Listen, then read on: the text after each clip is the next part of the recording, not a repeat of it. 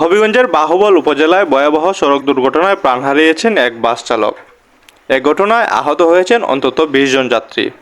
বুধবার সকাল ৮টার দিকে ঢাকা সিলেট মহাসড়কের বাহুবল উপজেলার ড্রুবাউই বাজার এলাকায় আকিস ভেঞ্চার কোম্পানির সামনে মুখোমুখি সংঘর্ষে জড়িয়ে পড়ে ঢাকাগামী ইউনিক পরিবহন এবং ঢাকা থেকে সিলেটগামী লাকি পরিবহনের দুটি বাস।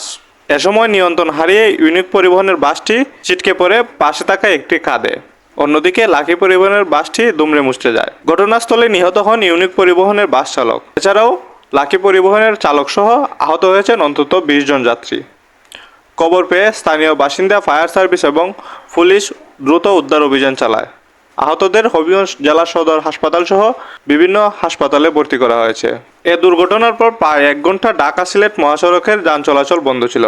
পরে শায়েস্তাগঞ্জ হাইওয়ে থানা, পুলিশ এবং বাহুবল ফায়ার সার্ভিস দুর্ঘটনা প্রবলিত দুটি বাস সরিয়ে নিলে মহাসড়ক যান চলাচল আবারও স্বাভাবিক হয়।